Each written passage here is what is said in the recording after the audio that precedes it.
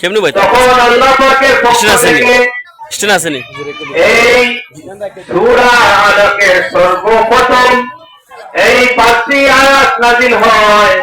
আয়াতগুলো হলো ইকরা বিসমি রাব্বিকাল্লাযী খলাক, পড়ো তোমার সৃষ্টিকর্তার নামে যিনি তোমাকে সৃষ্টি করেছেন।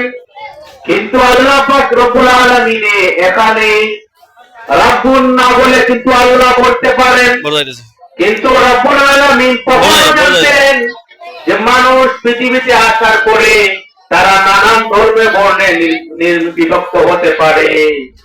তাই তিনি বলেছেন পড়ো তোমার সৃষ্টিকর্তার নামে। এই সৃষ্টিকর্তাকে অনেকজন অনেকভাবে ডাকে, কিন্তু সবাই বিশ্বাস করে আমাদের একজন সৃষ্টিকর্তা আছে।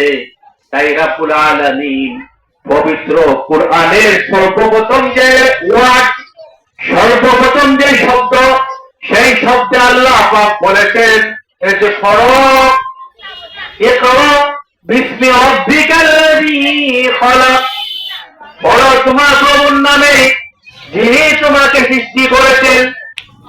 খলাকাল ইনসানা মিন আলাক, রব্বুল আলামিন মানুষ জাতিকে তুমি যদি পড়তে পড়তে পড়তে পড়তে যদি একবারে বেশি বিজ্ঞানী হয়ে যাও আর যদি নাস্তিক হয়ে যাও যে রব বলতে কিছু নাই, রব বলতে কিছু নাই, তখন রব্বুল আলামিন পরবর্তী আয়াতে বলে দিতেন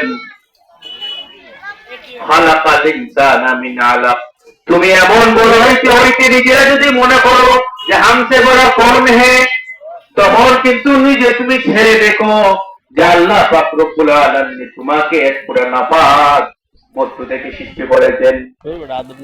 ইকরা বিসমি রাব্বিকাল্লাযী খলাক, খলাকাল ইনসানা মিন আলাক, ইকরা ওয়া রাব্বুকাল আকরাম আল্লাযী আল্লামা বিল কলম। এই যে আমরা কলম দিয়ে লেখা লিখি, এই কলমটা দুনিয়ার 8 থেকে 12টা ভাষায় কলমকে কলম বলে।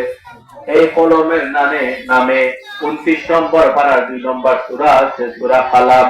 নুন ওয়াল কলমি ওয়া মা ইয়াসতুরুন, রব্বুল আলামিন আমাদেরকে শিক্ষা দিয়েছেন এই কলমের মাধ্যমে। তাই বলা হয় যে বিজ্ঞানের খালি শহীদের রক্তের চেয়ে পবিত্র। কি বুঝছো? রব্বুল আলামিন সর্বপ্রথম কোরআনের যে আয়াতটা নাযিল করছেন, শোনো, সেই আয়াতটা নাযিল করে রব্বুল আলামিন বলছেন যে তুমি পড়ো। তুমি কি করো? পড়ো। যে মানুষের দুনিয়ার আপনি যে কোনো দেশে যান না কেন, মানুষের মৌলিক অধিকার 5টা। মানুষের মৌলিক অধিকার কয়টা? 5টা। অন্ন, বস্ত্র, শিক্ষা, চিকিৎসা ও বাসস্থান। এর মধ্যে অন্যতম মৌলিক অধিকার হলো শিক্ষা। কলম ছাড়া কোনো শিক্ষা হয় না।